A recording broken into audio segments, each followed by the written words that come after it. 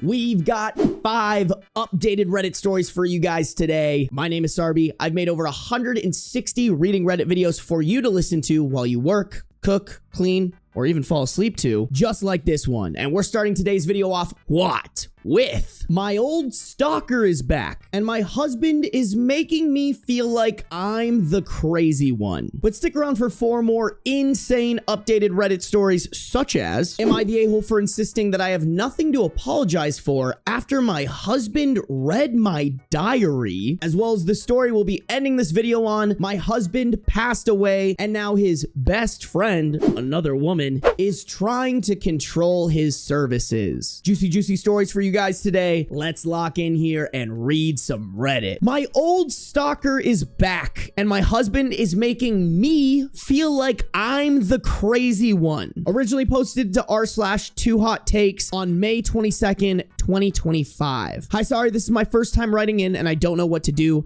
so I'm just going to jump in. I'm using a throwaway because I'm sure my actual account is being watched. Also, fake names.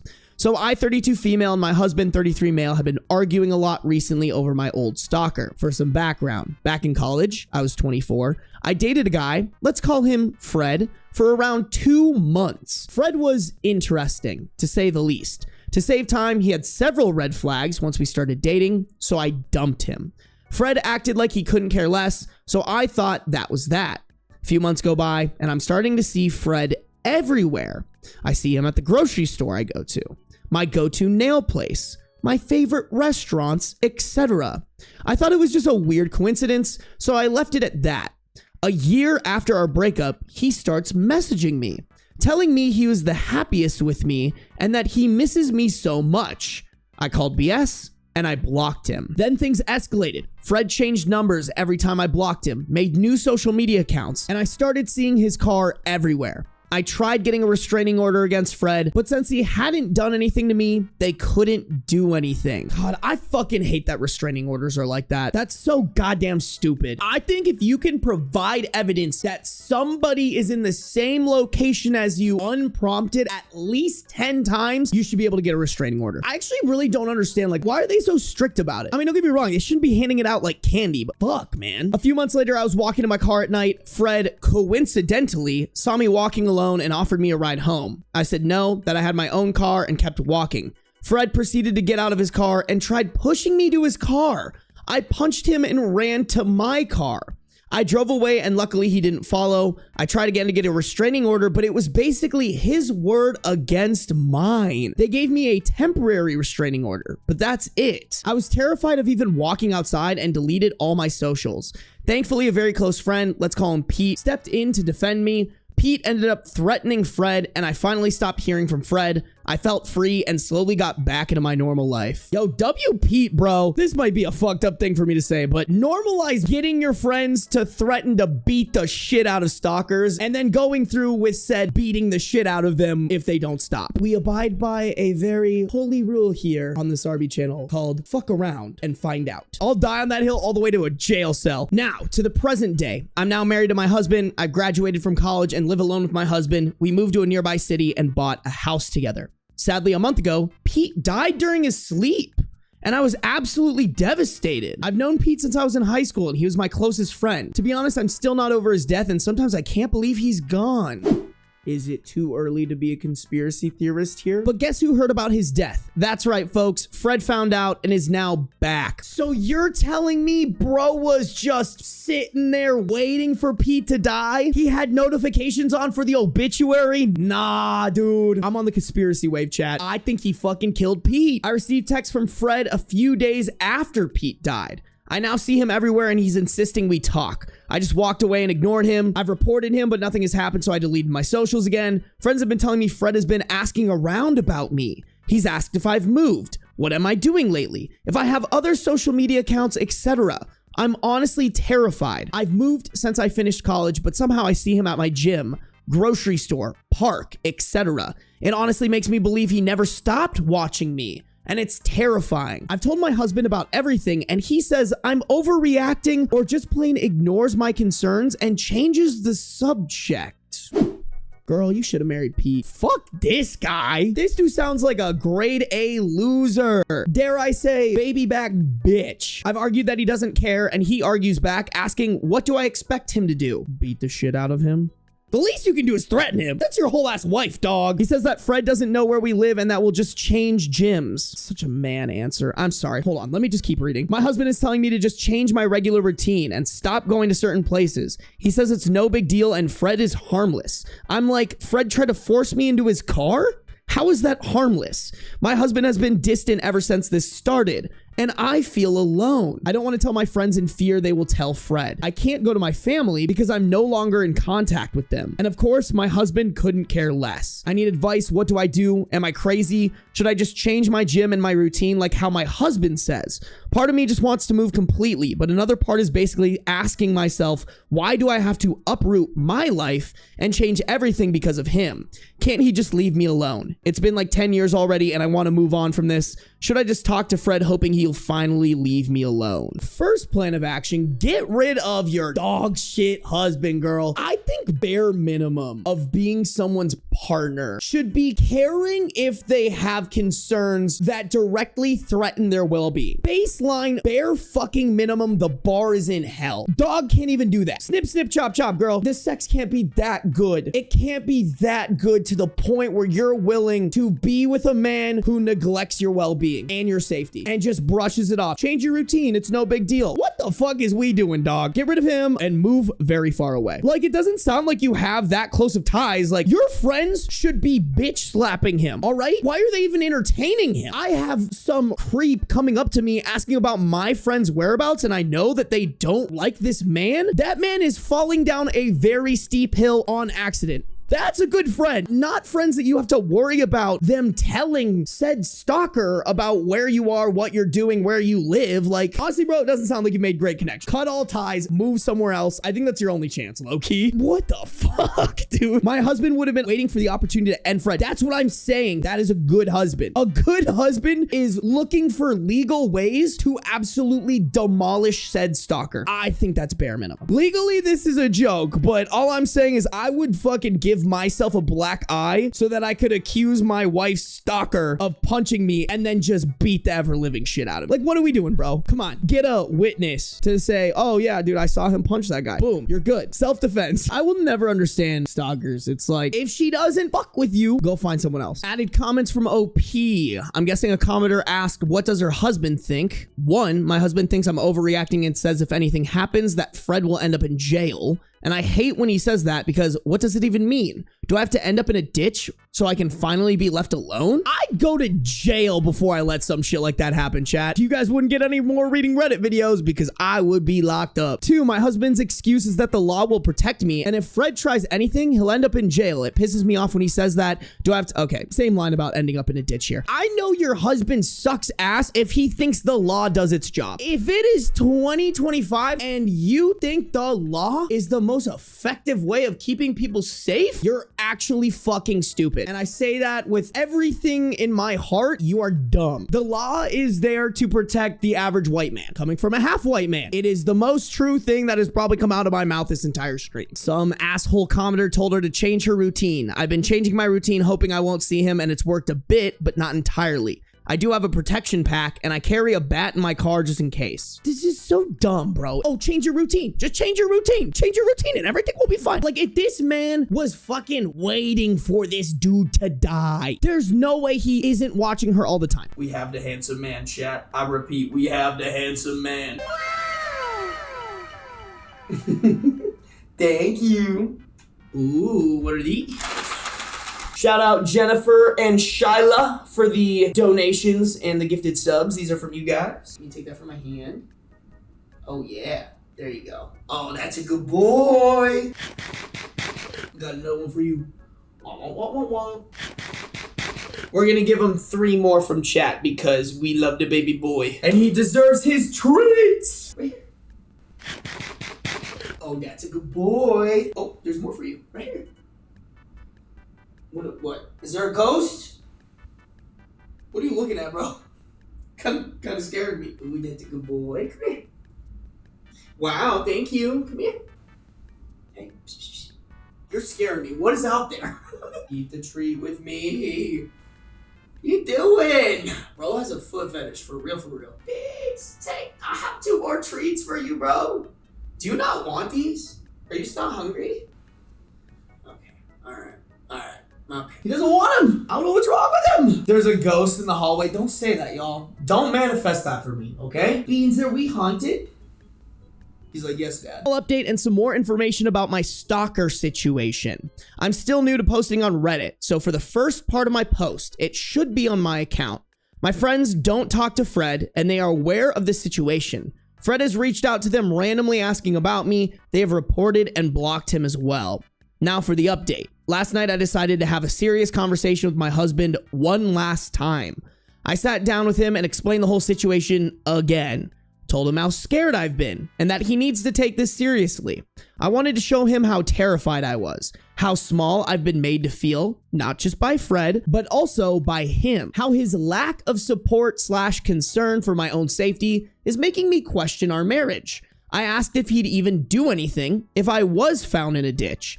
He was silent the whole time while looking at the floor. We sat in silence for a few minutes before I got up to pack my things. My husband proceeded to cry. He apologized and said he'd make this right. He said he didn't want to overreact in fear of scaring me more, but when in reality, it made me feel alone. My husband has been looking into Fred without my knowledge and has found out where he works, lives, and even Fred's family contact information. He wanted to gather more information about Fred before contacting a lawyer. We're both taking a few days off of work to get our ducks in a row. We're getting a lawyer and gathering evidence of Fred's harassment. We're also currently looking for a therapist so we can both talk about this whole situation and other issues we have in our marriage. Okay, before I judge this man, does anyone know if contacting a lawyer would actually benefit the situation? Because you know what? If the answer is yes, I think I could show him a little grace. Not a lot. He still reacted, probably not in the best way. His intentions were good, as long as he's not lying. And I don't know. Is the lawyer thing probably gonna help? It could help get a restraining order. That's what I'm thinking, right? I mean, I'm just trying to think, chat. Like, don't celebrities get crazy stalkers all the time too? Like, their lawyers probably pull strings to get the restraining orders that they need and stuff like that, right? I want to say if you have the money and you hire a good lawyer, that can help more than hurt, right? I don't think we should completely write him off as not stinking, but at least he was doing something that he thought helped. He just did a really bad job at consoling his wife and making her feel safer, which you still suck for that, but at least it's not as bad as we thought it was. I also have some voicemails Fred has left me, and I officially think he's lost it. I have an Apple iPhone, and you're able to see voicemails from blocked numbers. Some of the messages are of him saying straight up gibberish, while others are as if he's having a conversation with me. He says things like, "Oh yeah, babe, I get off work late, so tonight is a no-go." Or, "I'm off, so you can come pick it up right now." "No, yeah, I don't know. I can't do this anymore. There's a lot of fashion in my life." It sounds like he's having a conversation, but it's no one else, just him. And it's terrifying. Someone needs to send this man on a grippy sock location ASAP Rocky, bro. Like, there's no way that that can't be good evidence for this man is off his rocker. I need a restraining order, or y'all need to throw him in a psych ward. My life is in danger. Like, no way. My husband does feel bad and is trying his best to console me. He has apologized repeatedly for making me feel lonely and has been more supportive / open. Currently, he's looking through my car to check if there's anything that might be giving my location to Fred.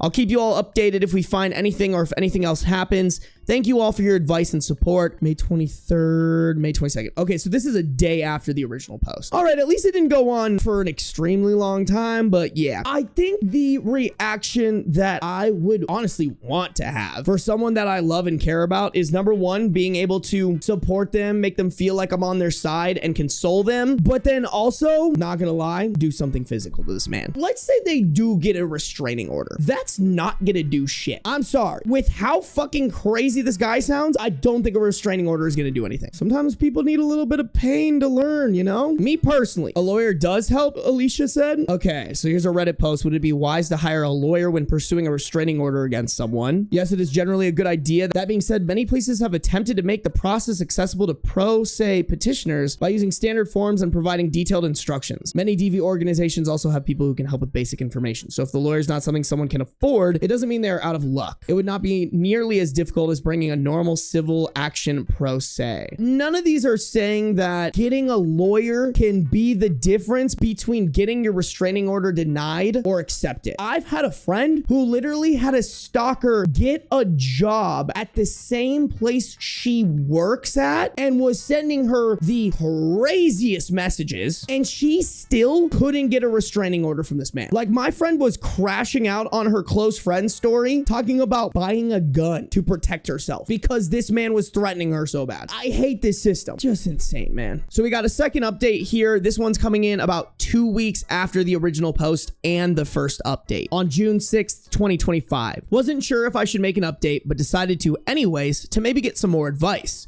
Thank you to everyone who gave me advice and encouragement. I finished listening to the book, The Gift of Fear, and it really opened my eyes to a lot. Now, onto the update. After my husband didn't find anything in the car, I still felt something wrong, so I took people's advice and took my car to the mechanic. Told my mechanic about my situation and if he could take a look at my car. And to my horror, a couple days later, my mechanic found a small little cube that was placed hidden under my car.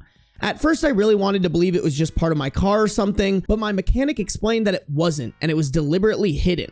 The cube is really small and magnetic. I called my lawyer right then and told him everything. I got pictures of the GPS and where it was placed. I thanked the mechanic and drove to my lawyer's office. At this point, I was shaking and wanted to cry. How long had the GPS been there? How long has Fred been following me without me knowing? Was he watching me at that moment? Is he going to add another one? I called my husband to meet me at the lawyer's office and told him everything. At the office, I just wanted to disappear. I wanted to run away and not look back. I was terrified and I felt so violated. Knowing I was being watched for who knows how long, with everything we had gathered, my lawyer was able to get a temporary restraining order that same day. We're currently going through the process of getting a restraining order where I will have to go to court and see Fred again. My lawyer says the process can be long and draining, but it's something I do need to get for my own safety. I got a bit scared and had my husband's car also checked for anything. Thankfully, nothing was found in his car. I started feeling watched at home, so I had my whole house turned upside down, looking for anything maybe Fred had placed. Again, thankfully, nothing was found. I've told neighbors about what we found and to keep an eye out for anyone suspicious. I've also started my safety training for handling a gun and shooting, and still trying to get my concealed carry, but it can be a long process. Thank you to everyone who's given me advice, and I'll keep you updated if creepy Fred tries anything. And there's no other update to this? I just don't like how unfinished it is, you know? What absolutely heinous shit, bro. Listen, all I'm saying is if it was me, bro, dude would have an accident falling down some stairs. Just saying. That is just unreal. Unreal that our legal system is so dog shit it can't protect someone who's in a situation like this. Am I the a-hole for insisting that I have nothing to apologize for after my husband read my diary? This one has a new final update, originally posted in r/am I the a-hole on November 5th, 2022. I'm trying to stay focused here, but my edibles have kicked in and I need advice. I've kept a diary since I was 10. It is my form of therapy and I do not police my thoughts. I have never let anyone read my diary. My husband and I started dating over a decade ago. One day, a couple months in, he was over at my apartment and I had hopped in the shower. When I came out, he was sitting on the bed, shell-shocked. He said he read my journal, which was mostly about my life as a newly single woman. He told me it really stung to read all that. But wait, hold on. How'd you find it? He said he was looking for matches. He couldn't tell me why he kept reading, even after he knew what it was. But his apology was sincere and I forgave him. Not too long after that, things got messy. He started getting either very sad or very angry while referring to things he read. His feelings were so intense that I started apologizing for my thoughts. Anyway, we got married. Chat, can we just get together and universally decide getting with a bitch ass man like this who gets all wee woo, oh, you're a woman with wants and needs that has sex with other people before you knew that I existed. That makes me feel sad. Baby back fucking bitch, bro. Normalize telling these men to go fuck themselves and get the fuck over it. Hey, bro, if you didn't like what you were reading, you could have just stopped fucking reading. Also, you probably shouldn't be reading that to start. It's not your thing to read. Girl, I get it. He shouldn't be reading it, but you shouldn't have fucking married this guy. I'll say it. The call was coming from inside the house, and it wasn't a call. It was a fucking bullhorn directly into your ear. This man is insecure as fuck, and he's going to cross your boundaries. A decade later, I was thinking of a divorce and wrote a ton to process my thoughts about some sensitive topics.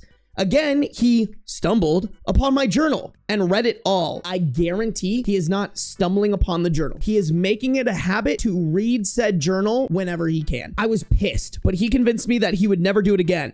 Besides, he was really hurt by the things I wrote, and I felt bad. I let it go, but he started getting sad or angry again, thinking about what he had read. Once more, the intensity of his feelings led me to apologize for my thoughts. Now here we are, married with kids, setting up Scrabble on a Friday night. He went to find a piece of paper and came back quiet and distracted.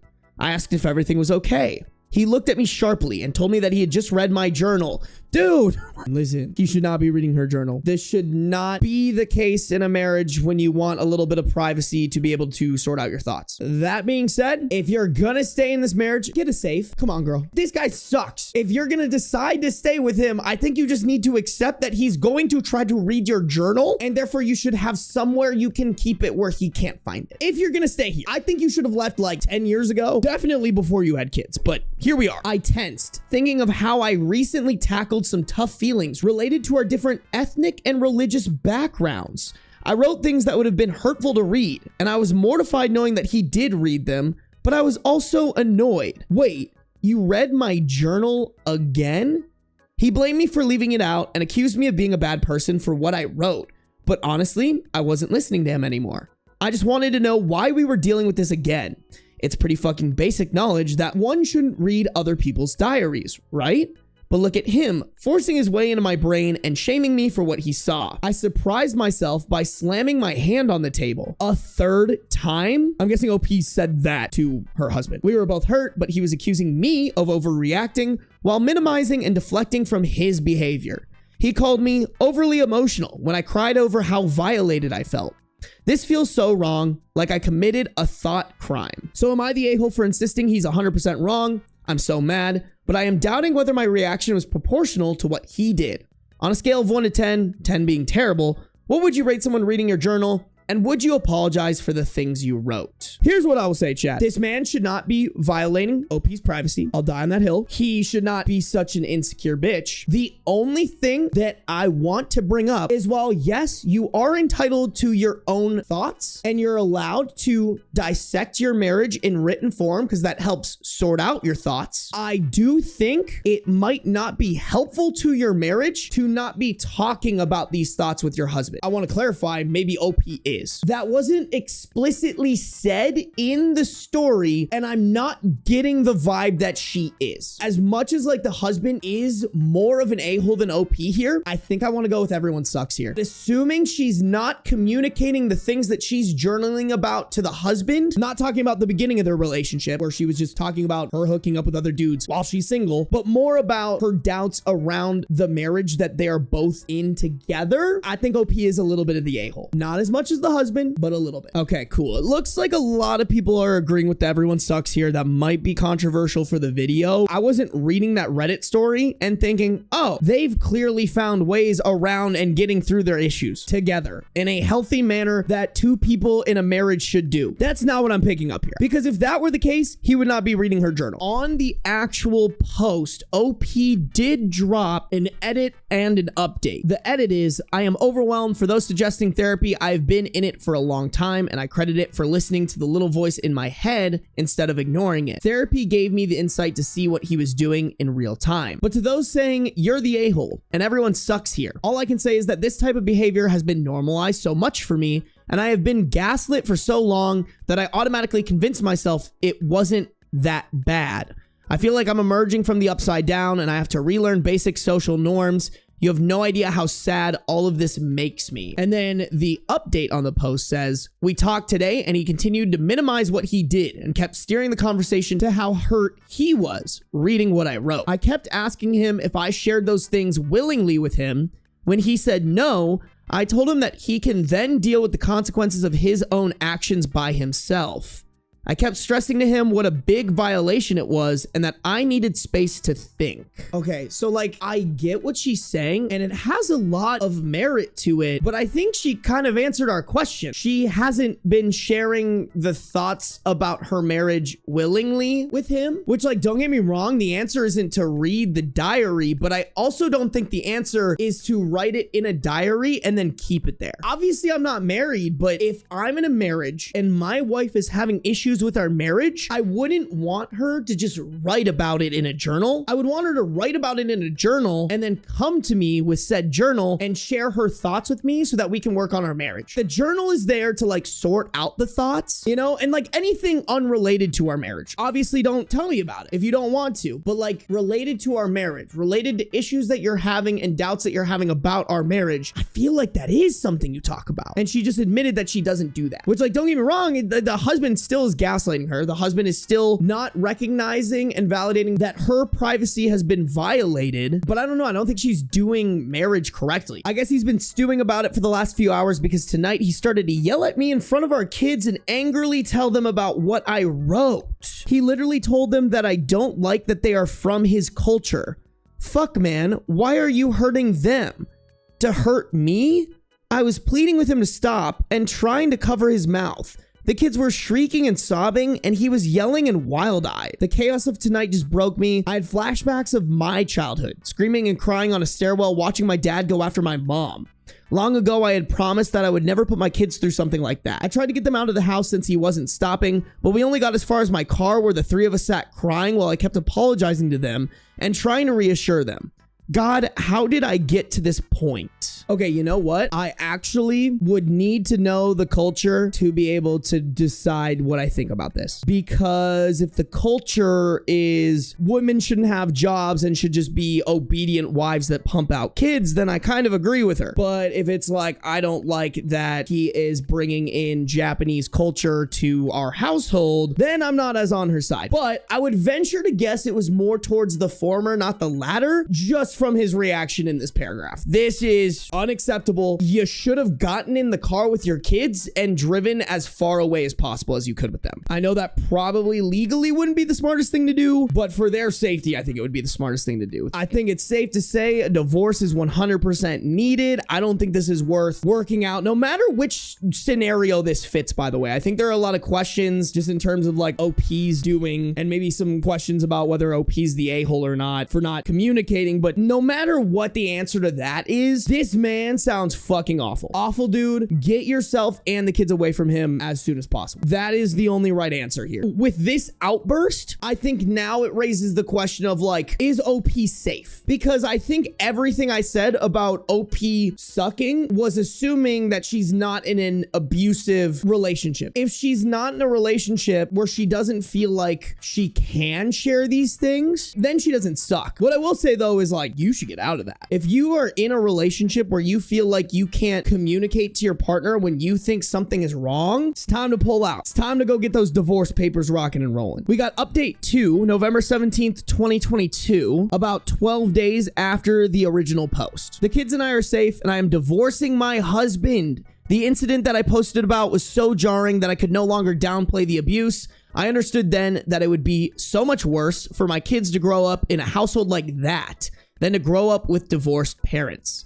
I did want to take this opportunity to talk to the people who seemed flabbergasted that I had not left him earlier. I know Reddit can be cruel sometimes, but to shame someone for staying in an abusive relationship is just so ignorant.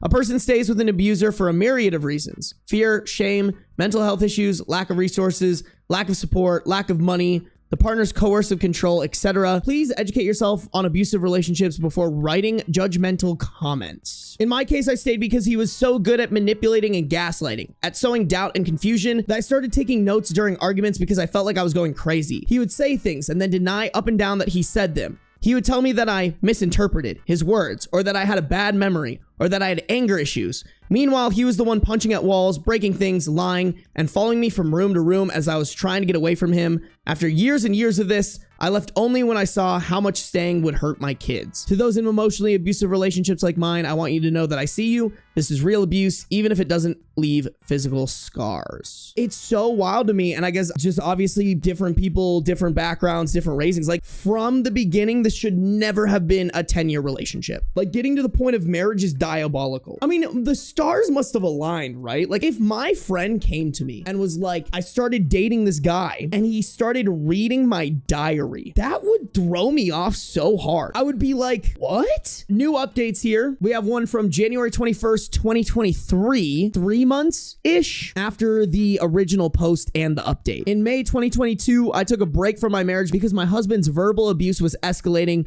He moved out for a few weeks. Some of the things that he said during our last fight, but had said many times before, were that I'm a failure, no one likes me, and I'm socially awkward. I have a graduate degree, I make good money, and I have friends, but I still believed him. During our separation, I signed up for a dating site. This was not to date or hook up with anyone, and I did not meet up or talk with anyone. It was only to see if I was really as undesirable as he made me out to be. He was wrong. I felt better about myself, and I deleted my account. Like Ross from Friends, I thought this was okay since we were on a break. I recognized that I should have set ground rules with my husband during the break, and I apologized to him about that. We tried to work on our marriage, but as those who read my other posts now know, I am divorcing him. This time during our separation, we set ground rules. One of them, at his request, was that we refrain from dating sites and dating in general until the divorce is finalized. We both agreed. 2 days ago, I got a bank notification about some weird charges. When I looked into it, I saw that he had joined 2 dating apps and mistakenly charged our joint account. Damn, not only is bro using dating apps, but paying for them? I took a screenshot and sent it to him without a comment. He responded that it was okay for him to do that because I did it in the past. When I mentioned that we discussed and agreed to not do that, he said, I'm just doing what you did. I said he was the one who specifically asked that we not join sites until the divorce was finalized. But again, he said that I did it last time, so it's okay that he did it. He's now acting overly friendly so that I will let this issue go, but I feel deceived and can't go back to trying to be amicable with him. I mean, I don't think you should be amicable with him, period, but sure. I decided to limit our conversations to our mediation sessions, but he continues to insist he did nothing wrong and is accusing me of withdrawing, like I always do, and of making the divorce contentious. Am I the a-hole for being bothered by what he did? I don't trust him, which makes me want to pull away, but maybe he's right that I don't know how to respond in a healthy way. He always accuses me of overreacting to things or of having unhealthy emotional responses. So if someone could please tell me what the healthy way to respond to this would be, I'm all ears. Tell him to go fuck himself? Like, get on a dating site and go fuck somebody who isn't going to treat you poorly? You know what would be incredible, chat? If she went and just fucked a dude, wrote about it in her journal, and then sent it to this guy. Like, I'm all for the nuclear revenge. This guy is such a baby back bitch. Yeah, I mean, not the a-hole. I think just reading that, there is so much more healing that needs to be done here. And low-key, y'all, I think she needs to have as little contact with this person as possible. I know they have kids and they probably have to have some sorts of contact, but it does sound like they are talking maybe more than they should. I want to know what these mediation sessions are. Are they like mediating about the divorce, or are they just getting together and talking about their problems and about their kids and stuff? I don't know. We do have one more update here, March 28th, 2023. Several months ago, I turned to Reddit because I knew something was wrong in my marriage, but I needed an outside perspective to tell me how wrong. I was the proverbial frog in boiling water. Since then, I've asked myself repeatedly why I didn't leave earlier. Then I remembered that I did try to end things a couple of months after we started dating. He was love bombing me and I felt smothered. When I told him that I wanted space, he was devastated. I see now that that was the turning point. I prioritized his feelings over mine. I gave him the benefit of every doubt. I convinced myself that the red flags I was seeing were aberrations. It hurts thinking about how much precious time I wasted on him. Here's my update then. I moved into my new place 2 days ago. Our home closed escrow, and the details of our divorce are finalized. These past few months were a unique kind of hell, but I am now bursting with hope and happiness. I am finally free of him. I mean, what about your kid? Or not kid, kids. Like, I kind of want information about how the divorce played out because, like, what about them kids, bro? Did you get full custody? Are you free from him? Because, like, you have kids with him, you know? I'm a little scared, y'all. OP has evidence, but just knowing courts. Granted, we don't know what country that is, but I just feel like in general, courts are not great about giving full custody when full custody should be given. And you know what, chat? I'm not a fan of the fact that every single time we read, there were a lot of questions that I felt like weren't answered. I know OP's going through a lot of shit. Don't get me wrong, but I don't know. There was a lot missing. Did OP say that there was any physical abuse towards the kids or to the wife? He was the one punching walls, breaking things, lying, and following me from room to room as I was trying to get away from him. None of that stuff is good, but and this is just genuinely me not knowing. Is any of that good enough to get full custody? I'm a little concerned about, like, if she's free from him, does that mean that maybe she got rid of custody for her kids? I don't think she would do that, but I'm not reading this like, oh, she clearly has like an airtight case against this guy to get full custody of her kids. I could be wrong. OP could not be giving us all the information that we need to be able to make that decision, but that's just what I was concerned about. Katana, this is how I feel. I feel like courts get a hard on for 50-50 custody. And a lot of courts, I feel like, don't take emotional abuse that seriously. I feel like most courts need physical abuse evidence or else they're just not going to split up the custody. Ooh, Asian Fury, she did say, I'm free, not we're free. I don't know, this whole story just made me feel so icky, chat. Am I the a-hole for telling my dad I plan on never speaking to my brother once I turn 18?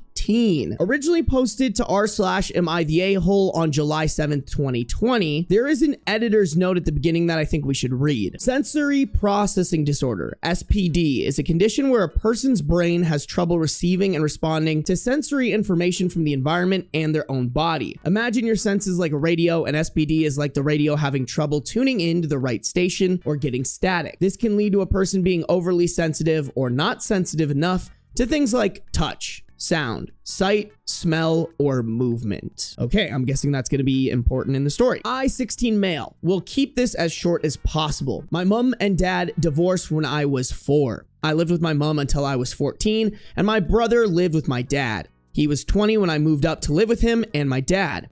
I have another older brother who still lives with my mother, but he isn't relevant in this other than the fact I am much closer with him. I had to move in because my mother couldn't take care of me. My dad happily let me come live with him. I think the only other relevant backstory is I have SPD, sensory processing disorder. This affects how sensitive my hearing is. High-pitched and loud sounds are almost painful for me. My sight, very, very quick moving objects and flashing lights can overwhelm me, and my touch.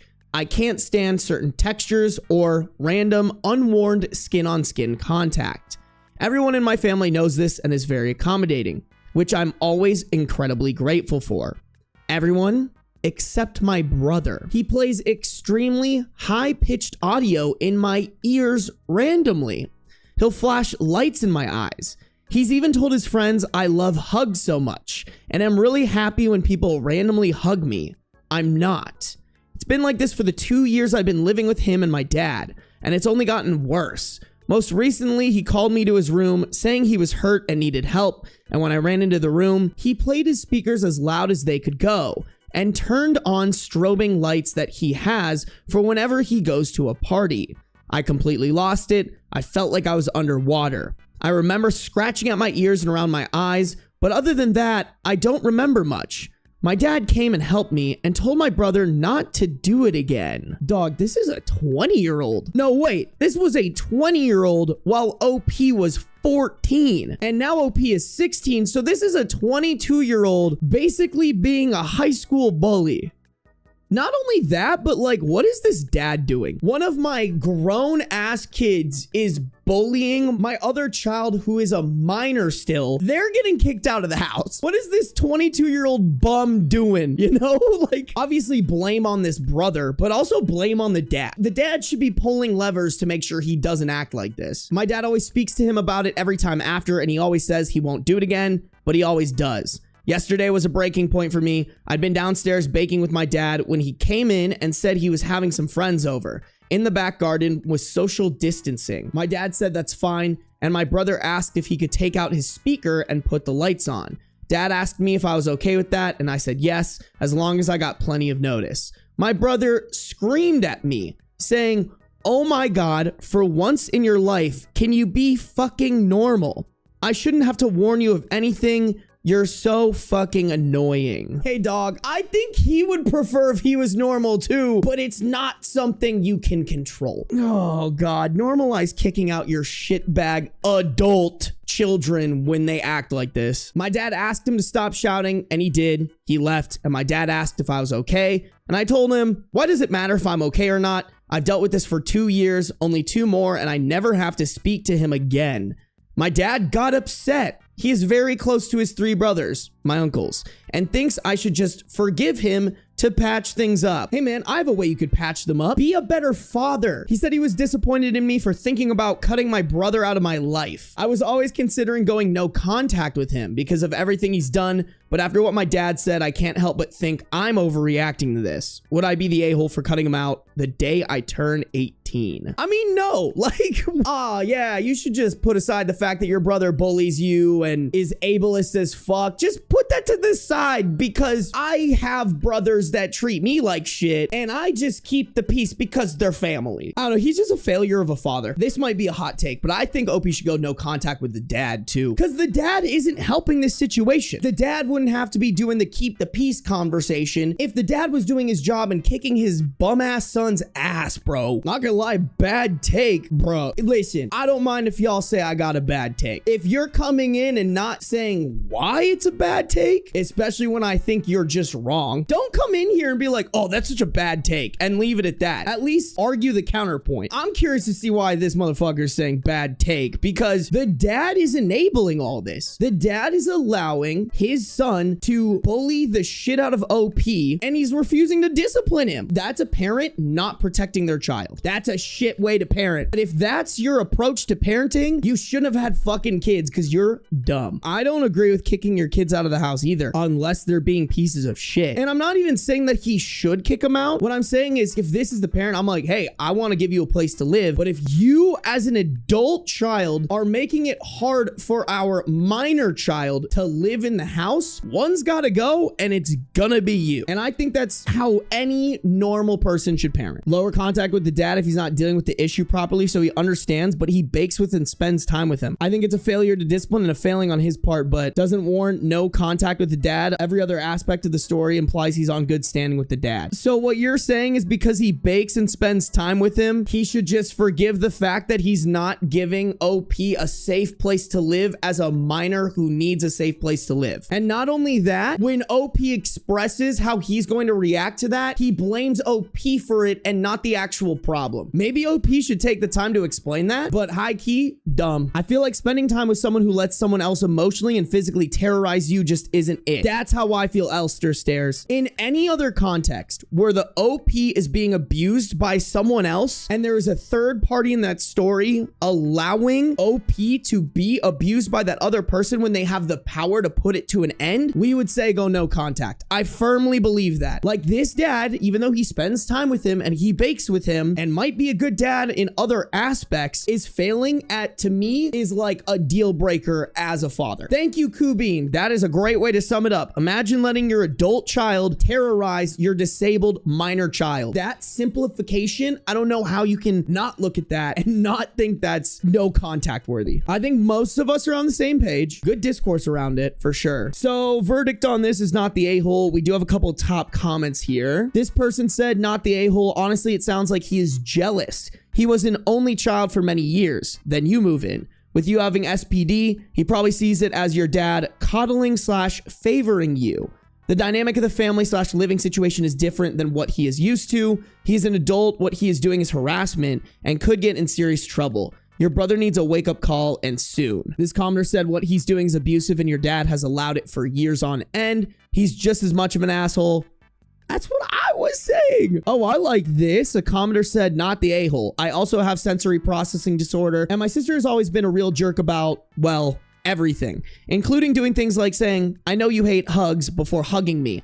A lot of her BS stopped when I drew firm boundaries. Why wait? Stop talking to your brother now. Don't go to his room. Pretend he's a poltergeist. Just stay the heck away from him and tell your dad he can either enforce a real punishment for your brother or he can also lose you at 18. He's not parenting. He's just sticking his head in the sand. Exactly. He definitely said it a lot better than I did. I'm feeling failure to parent here, bro. OP updated it on September 2020, 2 months later on the same post. Update. So much has happened since I posted this, so I wanted to come and let you know I'm currently typing this safely from my mother's, whilst my other older brothers chucking popcorn at me to catch in my mouth. Thank you so much to everyone who commented and messaged me. What James, fake name, did to me never registered as abuse until it was pointed out to me. I wouldn't have had the courage to do what I did without all of your support, so thank you for saving my life. After reading the comments, I decided to give my dad one last chance to put an end to James's behavior. I sat him down and told him that what he was doing to me was physically painful.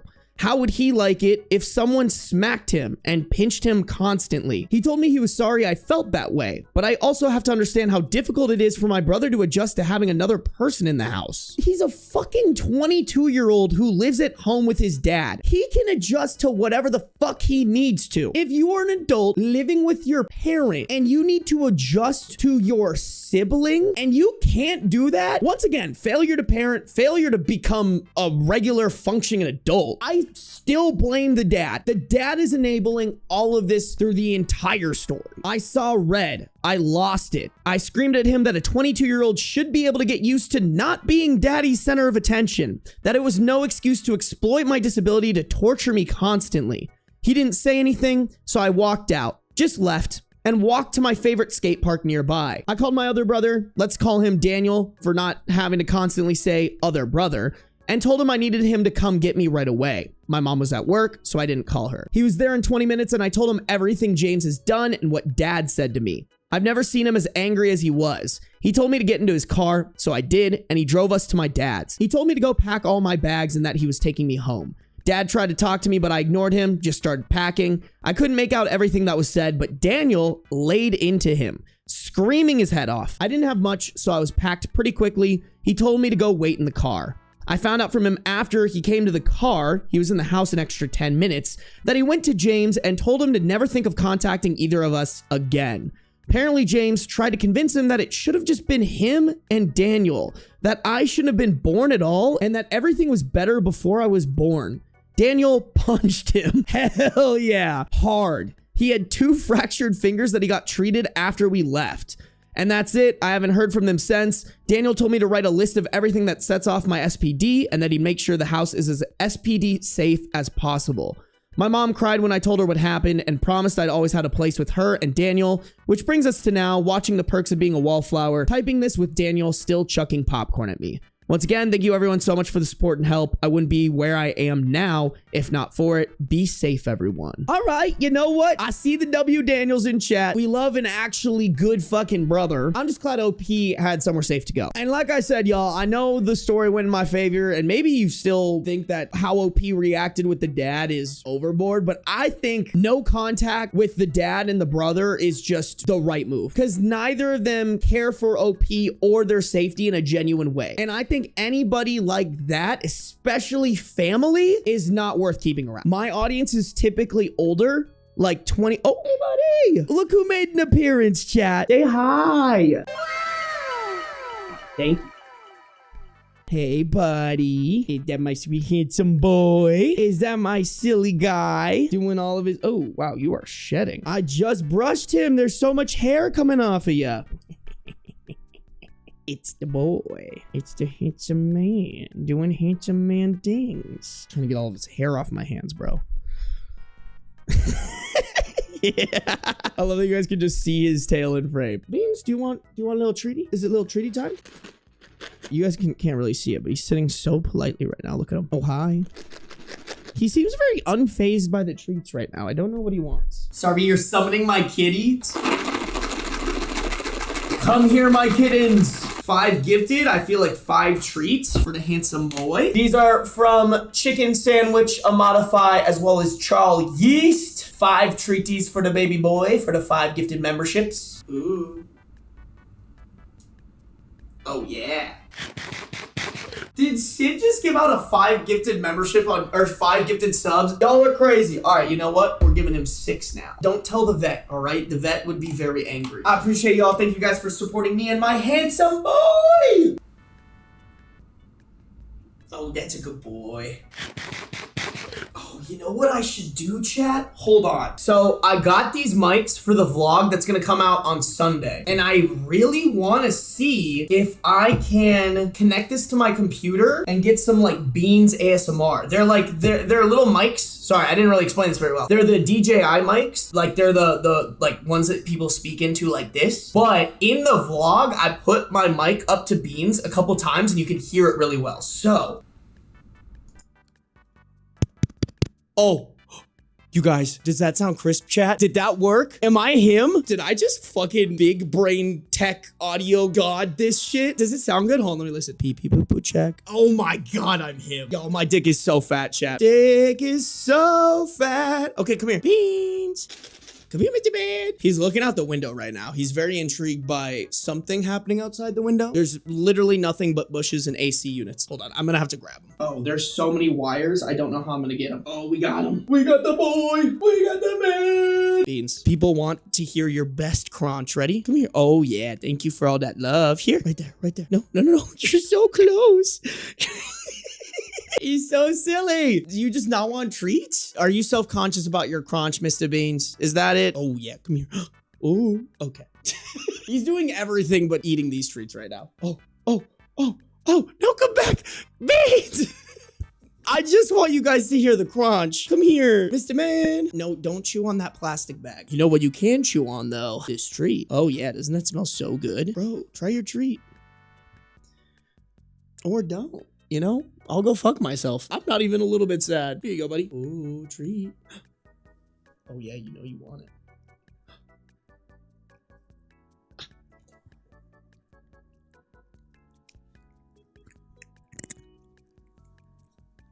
No, it's not in frame. You gotta come over here, buddy. Oh, more treats. Come here. Ooh, beads. Beads. Hey. You can have the good treat. You just gotta crunch on it over here. No, where are you going? Did my cat just abandon me?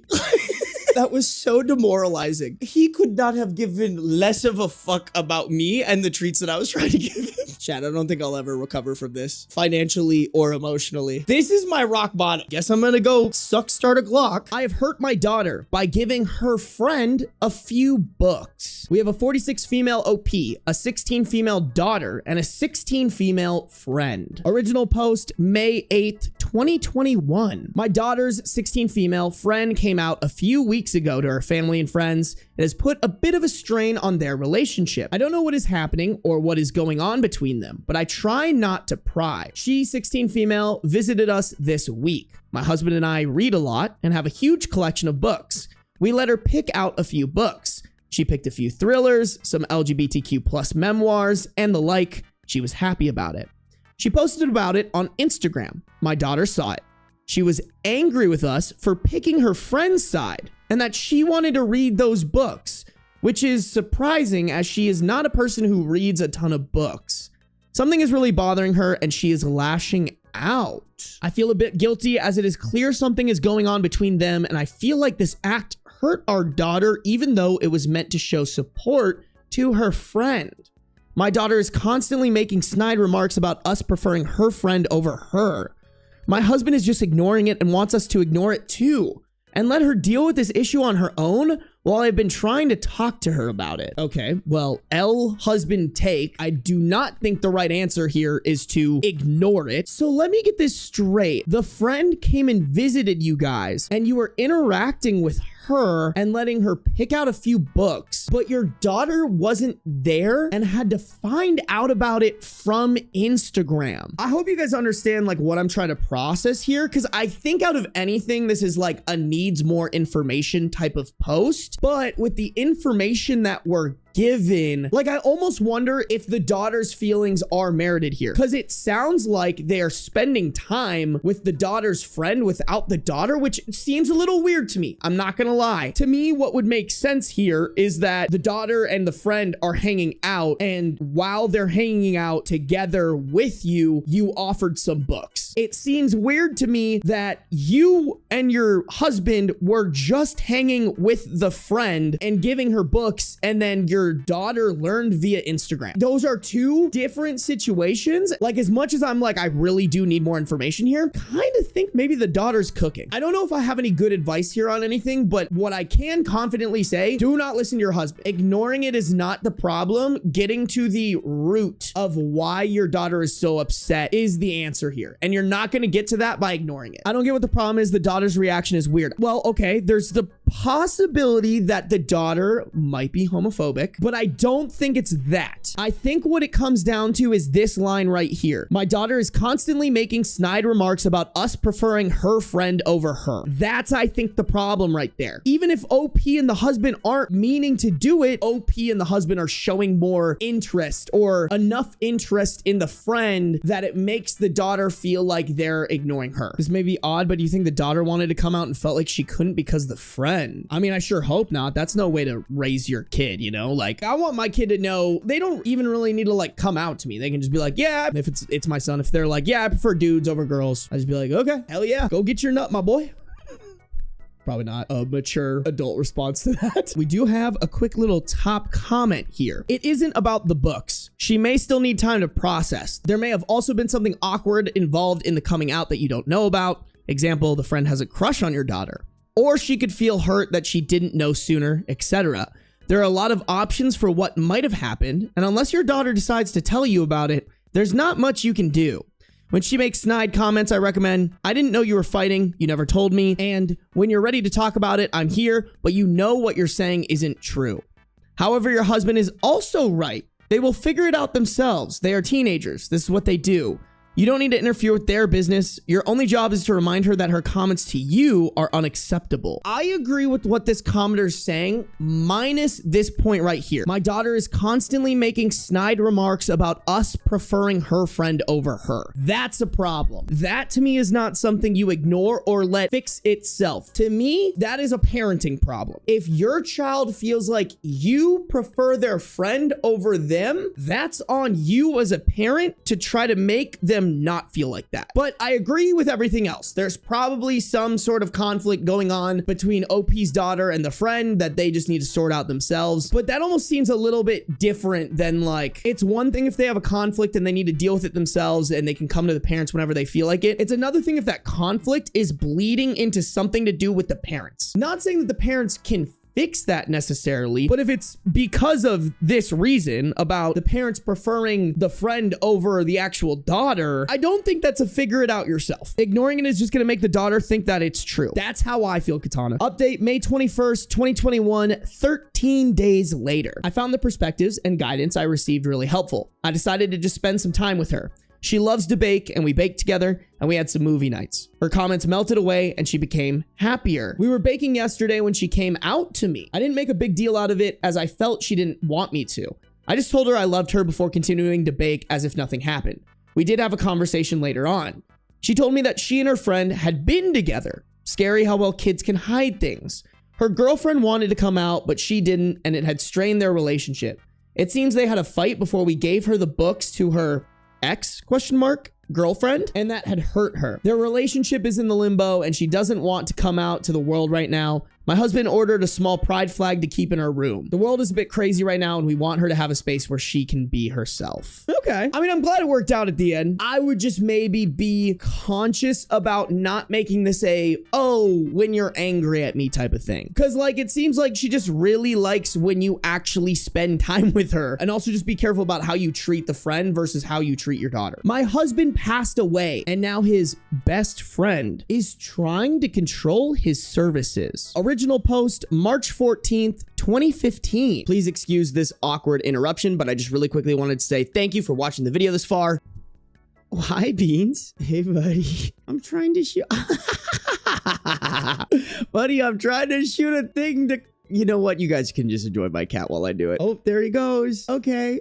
If this is your first video of mine, I appreciate you giving me a chance. Feel free to check out the rest of the videos on my channel. I have over 100 reading Reddit videos, and I try to come out with 3 new ones every single week. And if this is like your second or third video, I would greatly appreciate it if you hit that subscribe button. It just helps me out, helps tell YouTube that you're enjoying my content. And lastly, if you've ever considered supporting me monetarily, I do have memberships on my YouTube channel. The different tiers give you perks like early access to videos, access to old videos of mine that I've privated, and even one that'll get you a signed photo from me and Beans. My signature, Beans' paw print. Again, appreciate you for making it this far in the video. Let's get back to it. My husband Jonah passed away unexpectedly a month ago from a stroke. I don't want to get specific about that part. It's the worst pain I've ever felt in my entire life, and I'm not sure how I'm ever going to move on. We were married for 5 years, together for 7. The past 2 years, we've been trying for a baby, but we were just getting to the point of considering IVF when he died. Jonah had a close friend in high school named Marjorie. Marjorie also ended up going to the same university as he did, and they spent a lot of time together during these college years. Jonah said that he liked Marjorie's company, but never felt anything beyond friendship with her, which I totally believe. By the way, I forgot to read ages. We have a 28 female wife, 36 male husband, and a 33 female best friend, which I'm assuming is Marjorie. Jonah dated other women during that period, but told me that several times Marjorie hinted that she wanted him to ask her out. She also joked about wanting him to be her plan B in case she didn't meet someone and get married by 30. By the time I'd start dating Jonah, he had moved a couple hours away from his hometown and Marjorie. Despite this, Marjorie immediately began finding excuses to come to our town and hang out, which usually involved her encouraging us to go drinking and then her passing out on the couch at Jonah's apartment. I didn't mind her for the most part, but she had a habit of saying things like, "You know, you ruined our marriage pact, ha ha," and pointed out all the things that she knew about him, like what he took in his coffee, his favorite bands, etc. Over the course of our relationship, and especially after we got married, Jonah definitely put some distance into his relationship with Marjorie. He confided in me that he felt he had outgrown her and that they really had little in common anymore. He stopped responding to her invitations to hang out as often, though he would occasionally call to catch up out of guilt, especially when she would text him or leave messages saying she was so sad he was ignoring her, and the like. I mean, that's just overbearing, not even as someone who has romantic interest in you. I don't understand how people have friends like this, where it's like they need constantly to be talking to you, or they need you to reach out to them and talk to them. Like me and my best friends, we talk maybe twice a month. And like, that's just how it be. We're both adults. We do shit. This sounds so overbearing. Like if any of my friends sent me a message that, "Oh, I'm so sad because you're ignoring me," I would just be like, "And you'll never hear from me again." That's just so like unnecessarily clingy. But now he's gone and I had him cremated like he wanted. We haven't done the memorial service yet. It was too hard for me to even imagine the first couple of weeks. And I also wanted to give time for some out-of-state people to make travel plans. The memorial is this weekend. However, 2 weeks ago, I received an email from Marjorie, sent to around 60 people, including Jonah's family, saying that she was holding a memorial service for Jonah in the town where they grew up the day before his memorial here. I was completely blown away, seeing as she hadn't mentioned anything to me or even attempted to call. Along with the details, the email said that she was planning the memorial in light of the fact that no other services had yet been held in his memory, and he deserved to be laid to rest with honor. For the record, she was invited to the memorial, which I'd been planning and knew it was happening. Yeah, Marjorie sounds batshit crazy. I called her, of course, and told her that while I appreciated her willingness to help with Jonah's goodbye, I was already planning a service for him that would involve all of his family and friends. She immediately went on the defensive and said that she had only started to plan a service when she realized I wasn't willing to do it in a timely manner. Bitch, your service is a day earlier than hers. What the fuck are you talking about? I told her that the timing wasn't her choice to make, but that if she wanted to have a memorial of some kind, to please just add on the invitation that his official memorial was gonna be held this weekend. She said, fine. I sent a message to all of Jonah's invited friends / family to make sure that they knew the real service with both of our families was going to be here, and then just washed my hands of the whole thing. This week, I received a message on Facebook from Jonah's cousin saying that Marjorie, who has apparently blocked me on Facebook, created an event for Jonah's official memorial service, her memorial, and invited everyone she possibly could. I've been getting blown up with emails asking which day the memorial is and where. I'm honestly furious. I don't have the emotional energy to deal with this. I know she probably also doesn't have the emotional energy to be petty, but I would just be blowing up everybody who responds by being like, this bitch is trying to, I don't even know, steal my thunder is the right way to put it, but low-key disrespecting the fuck out of Jonah because she had a crush that she couldn't get over at the ripe age of 33 years old, and she is now like diminishing Jonah's real memorial that should be held by Jonah's wife by being a crazy bitch. I would just CC everybody on an email and shoot that shit off. Fuck it. Throw Marjorie on there, bro. I ended up putting a post on my wall reiterating the date of his service here and asking people to please share it. Thankfully, I think the older members of the family don't use Facebook or email very often, so most of them haven't been confused. But a lot of people now think that Marjorie's service is the real one.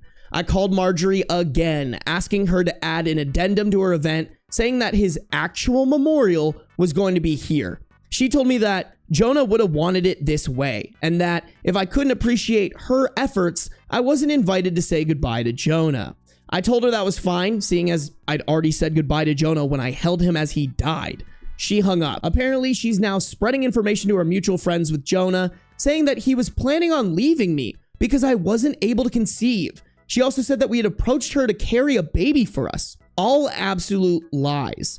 His cousin sent me a screenshot of a text where she said that Jonah always thought we would have the cutest baby together and that OP doesn't understand how much he wants children. All right, this shit's just disrespectful, bro. Like, that is the dead person you're trying to honor with your memorial, and you're spreading lies that not only make his wife look bad, but also make him look bad. Like, you're basically spreading around to his family and friends, oh yeah, this guy wanted to cheat on his wife. Yeah, fuck Marjorie. All my homies hate Marjorie. I'm at a loss as what to do. I don't care what she says about me, but she's now tarnishing my husband's memory, especially saying that he wanted a divorce. Jonah would have never left me, and anyone that knows him at all knows that we were committed to each other above all else.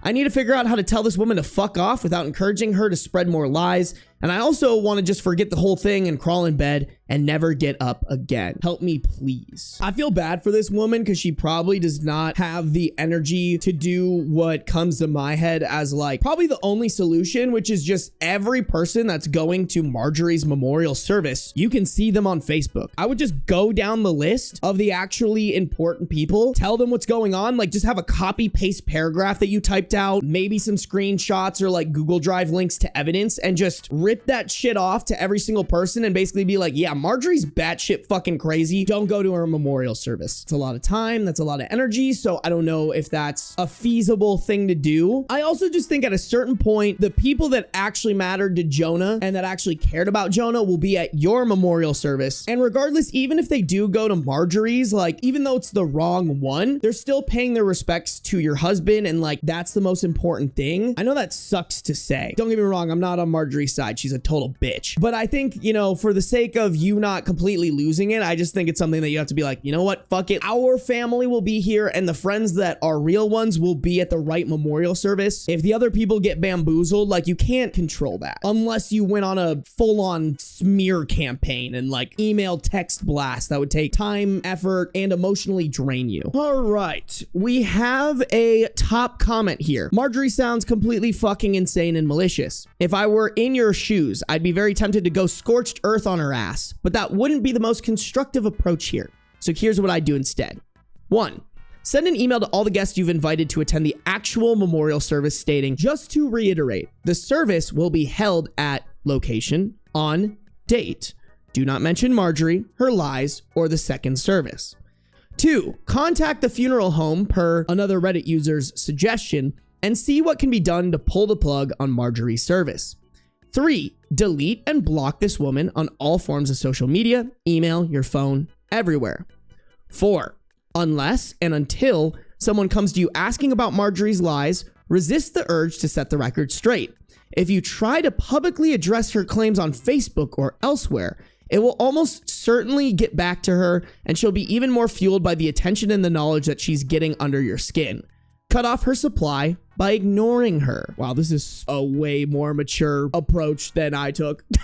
5, if she crosses the line into character assassination against you, contact legal aid. 6, be content with yourself that the knowledge that if any of Jonah's and Marjorie's mutual friends have half of a brain, they'll understand she's out of her fucking mind and at least being outrageously inappropriate. 7, do you have a picture of Marjorie? Get one and deputize someone at the real memorial service to guard the door and refuse her entry should she show up. All right, rare comment on Reddit where someone actually has a mature response. Update 1, March 16th, 2015, 2 days later. I apologize for not updating sooner, but a lot happened in the last couple of days. Thank you to everyone who offered help and advice. For those that offered monetary assistance, Jonah and I were in a stable position financially. I'm going to be comfortable until I decide to go back to work. Your willingness to help was deeply appreciated, however, and I'm truly bowled over by your kindness. I took the advice of a majority of comments and called the chapel where Marjorie was planning her service. I spoke with the pastor, who immediately told me that he had been trying to get in touch with me regarding the service. Apparently, both Jonah and Marjorie had grown up in that church. I'm not religious, and neither was Jonah as an adult. My voicemail has been flooded, so it's definitely plausible that I overlooked his call. He immediately expressed how sorry he was to hear of Jonah's loss and said he had received my contact info from Jonah's great aunt, who still attends there. He said he was surprised when Marjorie asked to have a service for Jonah, but she had claimed that Jonah and I were separated, and I didn't want to be involved. He had been trying to follow up with me, but obviously that didn't happen. He was very apologetic and said that we could cancel the service or move forward in any way that felt right to me. He said that he knew the church members would appreciate the service since many of them remembered Jonah as a boy, but obviously Marjorie would no longer have a role. I agreed that the service could go forward. He called to speak with Marjorie after our conversation and informed her that she was no longer welcome to participate in the organization of the service after her behavior. Damn! Imagine getting kicked out of your own event.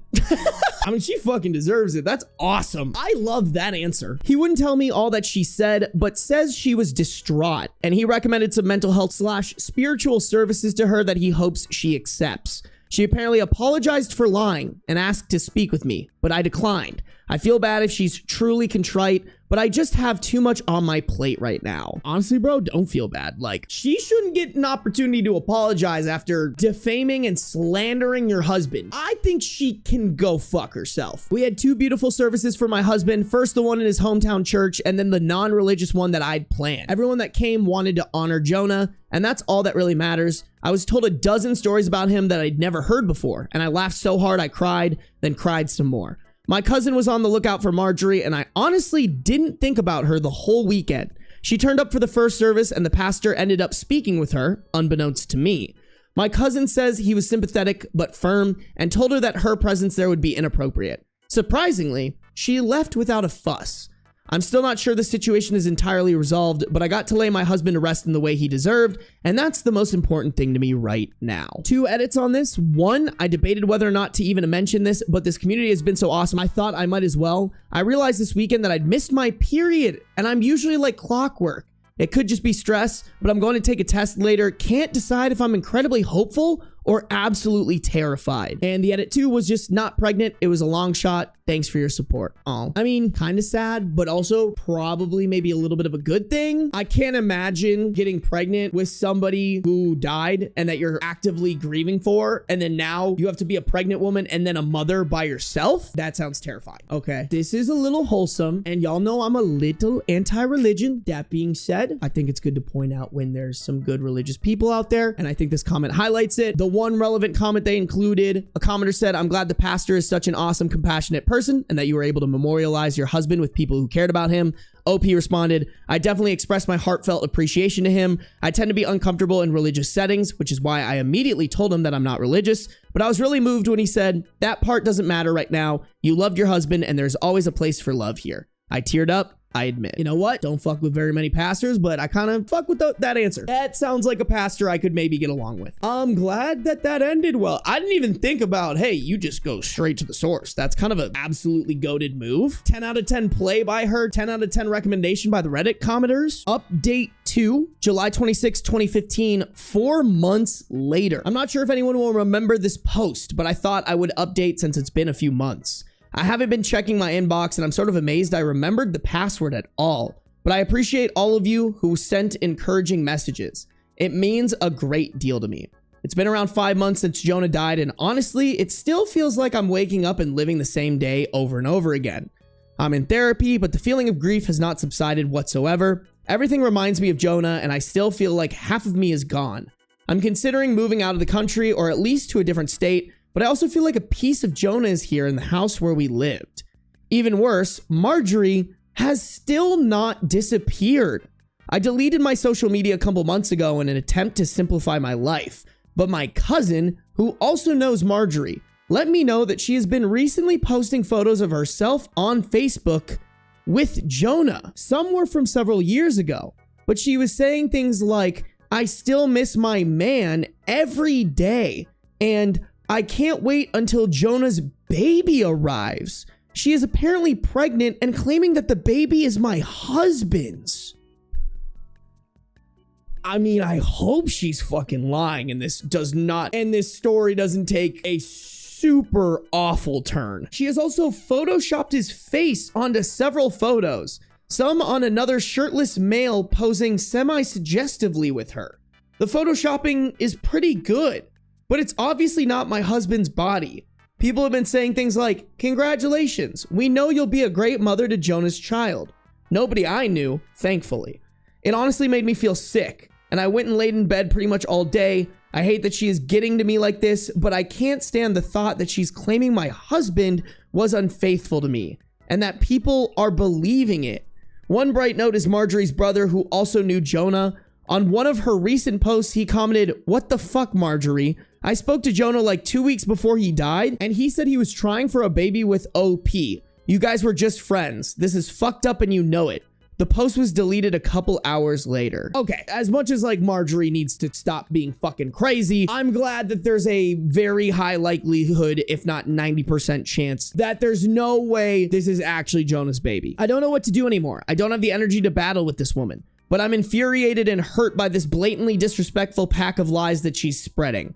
My cousin called her and asked that she remove the photos, but she apparently said that OP can go to hell. She just doesn't want to accept that Jonah wanted a baby with me more, and she couldn't give him one. I'm lost, guys. What can I do about this? It seems like all I can do is sit and watch this crazy woman try to convince Jonah's friends and family that he never loved me. I mean, if she does convince those friends and family, are they really friends and family that you want to keep around? Anybody who's worth keeping in your life will take one look at that and be like, "This bitch is crazy," and will also try to shut it down. There's a tiny little update here that says, "I just spoke with Marjorie's brother, who called to tell me that Marjorie is not pregnant, but seems to truly believe that she is.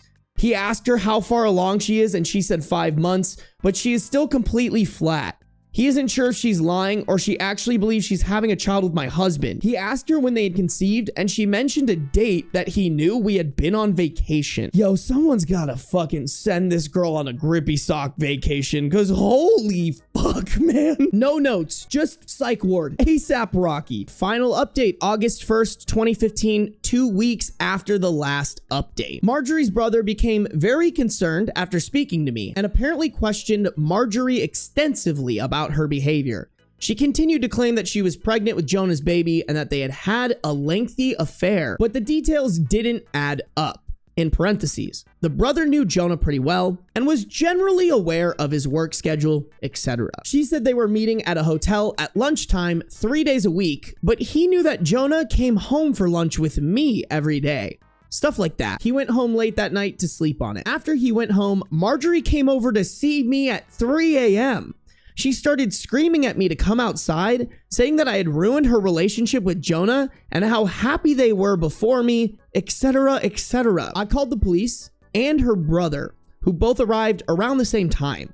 She pushed the police officer who tried to ask her what was going on and was immediately arrested. I felt bad for her brother, but he just apologized to me repeatedly. Marjorie yelled expletives and tried to demand special treatment because the police were apparently hurting her baby by keeping her in the car. I gave a statement and they left. Not exactly sure what happened after, but her brother says she is now under psychiatric evaluation and is apparently struggling with a mental disorder that he wouldn't name. She has apparently not taken her meds in 2 years. I didn't ask for details, but it seems she is going to get some help. I'm not pressing any sort of charges. Her brother also linked me to his post on social media where he made it very clear that Marjorie has been having some difficulties and absolutely none of what she said about Jonah is true.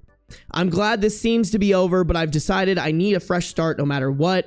I'm looking for a job out of state, and I'll be doing my best to leave my life with Jonah behind. Thank you all for your help and encouragement. As messy as that is, I think that's probably the cleanest that could have ended. Marjorie didn't hurt OP, but Marjorie got arrested. Marjorie's gonna get the psychiatric help that she needs. And the brother was able to clarify that Jonah wasn't doing the bad things that Marjorie was saying that he was doing. Messy as hell, but I genuinely can't think of a better way that this could have ended. Yeah, I mean, as hard as it is to leave the life that you had with Jonah, I do think when something major happens, like I always think breakups, but I think this would also apply for like someone you love dying. I think a reset will always be helpful. OP mentioned that she didn't want to leave the house that her and Jonah shared, but also I think it's really hard to heal when you're trying to heal inside the house that you and Jonah share. It's just a constant reminder. As much as like you don't want to like forget them, you also don't want to think about them. And I think that that's just really hard if you're in a space where it always reminds you of them.